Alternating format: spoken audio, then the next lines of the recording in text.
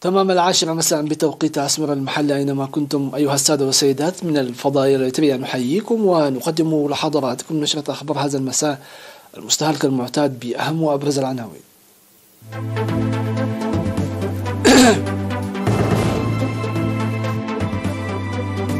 12 مواطنا بكوف 19. طابق الزيرة في إقليمي الجنوبي والقاش بركان.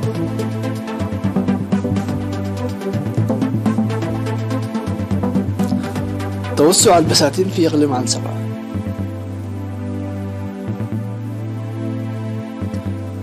البرنامج النووي الإيراني يتقدم بسرعة وطهران تريد الضمانات.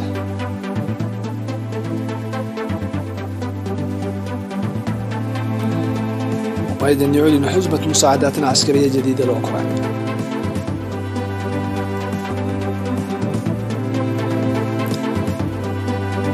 بايدن يعلن حزمة مساعدات عسكرية جديدة لأوكرانيا.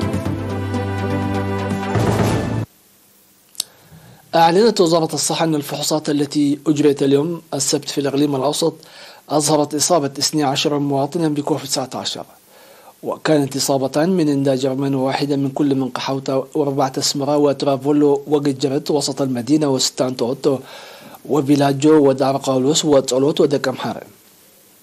هذا وشفي 11 مريض كورونا في الإقليم الأوسط، وبهذا بلغ عدد المصابين بكوفيد 19 في البلاد حتى الآن 9928، شفي منهم 9755 وتوفي 103 مريض، فيما يتلقى 70 مرضى رعاية صحية في المستشفيات.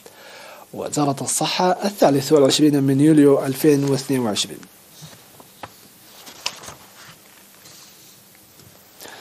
أعلنت وزارة الزراعة أن نقاط تسجيل معدل الأمطار في البلاد عامة قد سجلت في الفترة من 14 وحتى 20 من يوليو معدل نقاط أكثر من 100 إلى أقل من 1 ملم. وأوضح مكتب الأرصاد الزراعي في الوزارة أن أعلى معدل هطول الأمطار سجل في ترونا وبنبينا وملقي وبشكة وبارنتو، وبلغت من 108 إلى 81 ملم. وأشار إلى تسجيل أقل معدل هطول الأمطار في عاد تخلاي وتساني وعلي قدر وحقات وشعب منشب، وكانت أقل من 4.3 ملم. وذكر مكتب الأرصاد الزراعي أن عاد دخالة سجلت أعلى معدل هطول الأمطار عموما من شهر يونيو حتى 20 من يوليو، حيث سجلت في 18 يوما 307.5 ملم، تبعتها داسي وبارنتو ووغارو وشامبوكو. هذا وتتوقع مراكز الأرصاد الجوية العالمية هطول الأمطار قزيرة إلى متوسطة في معظم أرجاء البلاد ذات الأمطار الصيفية حتى 26 من يوليو.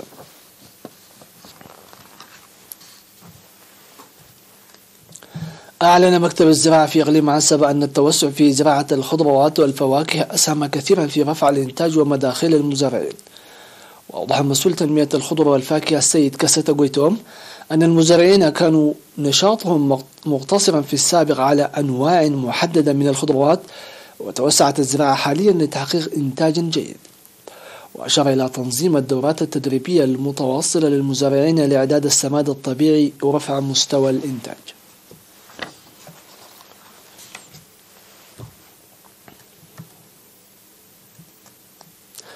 كرم مكتب التعليم في مديرية سرجاغا 29 معلما نموذجيا يوم 23 من يوليو. وأشاد مدير مديرية سرجاغا السيد كفلة مريم قبر مسكل في المناسبة بتشجيع المعلمين، مؤكدا تعاون إدارة المديرية مع مثل هذه المبادرات في المستقبل. وأوضح مسؤول التعليم في المديرية الأستاذ دانيال سلومون أن المعلمين المكرمين عملوا بجهد لضمان كفاءة التعليم على أساس معيار وزارة التعليم للمعلم الكفؤ. وذكر مسؤول التعليم العام في الإقليم الأوسط الأستاذ مسفن ولد سلاسة أن التكريم يحمل مسؤولية كبرى.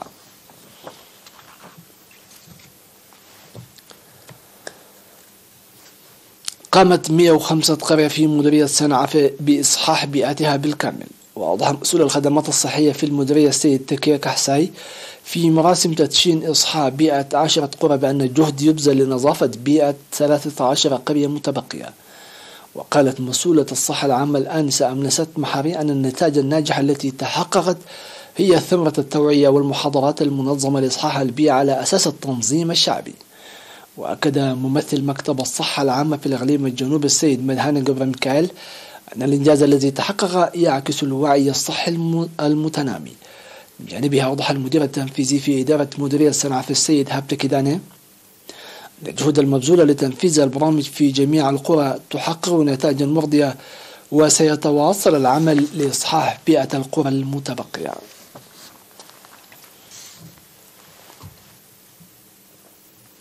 السادة والسيدات، إلى فاصل ما ثم نوافيكم بالأنباء العالمية.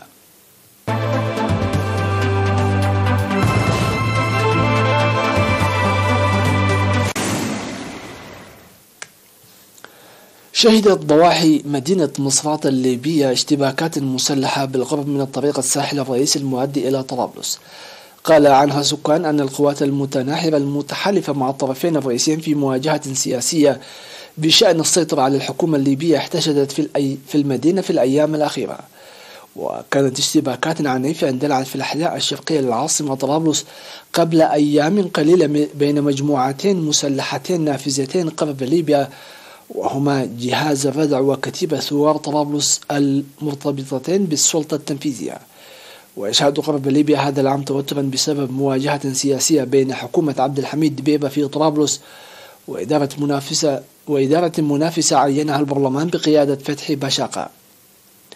وسلط القتال الضوء على المخاطر المتمثلة في إمكانية تحول الأزمة السياسية في ليبيا إلى جولة جديدة من صراع طويل الأمد.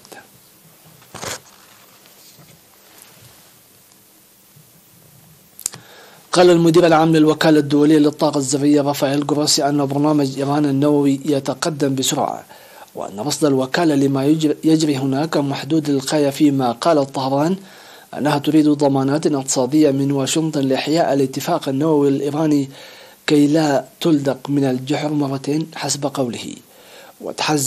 وتحذر قوى غربية من أن إيران تقترب من التمكن من الإسراع صوب صنع قنبلة نووية، في حين تنفي إيران رغبتها من ذلك في الأساس. في المقابل قال وزير الخارجية الإيراني حسين أمير عبد اللهيان أن بلاده تريد الحصول على ضمانات اقتصادية من الولايات المتحدة من أجل إحياء الاتفاق النووي، وذلك في إشارة إلى انسحاب واشنطن من الاتفاق وفرض عقوبات اقتصادية مشددة تبخرت معها كل المزايا الاقتصادية التي تضمنها اتفاق 2015 لفائدة طهران.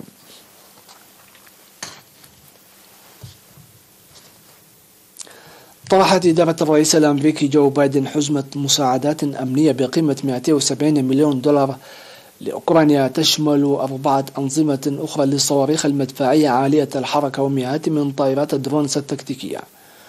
وقال المتحدث باسم الأمن القومي بالبيت الأبيض جون كيربي للصحفيين أن الحزمة تشمل 175 مليون دولار في هيئة سحب القوات الرئاسية، مما يسمح للبنتاغون بإرسال أسلحة من مخزوناته الخاصة.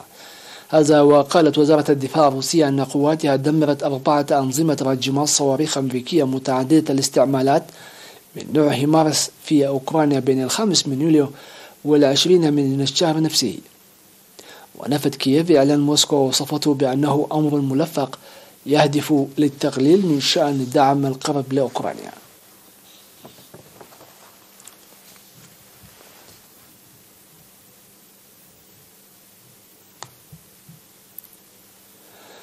لقي 21 شخصا على الأقل مصرعهم، ولا يزال 2 في عداد المفقودين بسبب سيول شهدتها مناطق في جنوب إيران وفق ما أفادت وسائل إعلام رسمية. وقال مدير جمعية الهلال الأحمر في المحافظة حسين درويشي أنه قتل 21 شخصا ولا يزال 2 في عداد المفقودين جراء سيول أصابت منطقة استهبان وفق ما نقل عنه التلفزيون الرسمي. وأدت فيضانات واسعة النطاق في إيران في مارس وأبريل 2019 إلى مقتل 76 شخصا على الأقل.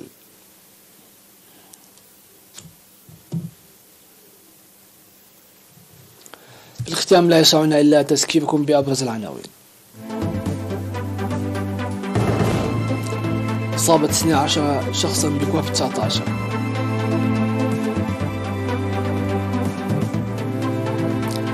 أمطار قصيرة في إقليمي الجنوب والقاشبكة.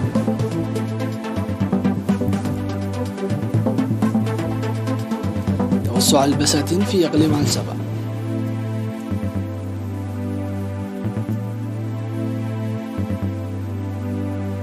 اندلاع اشتباكات بين فصائل متناحرة في ليبيا.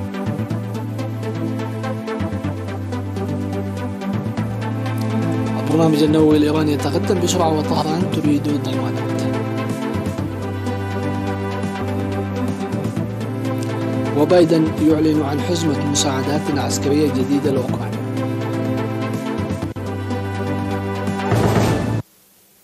في أمان الله وحفظه.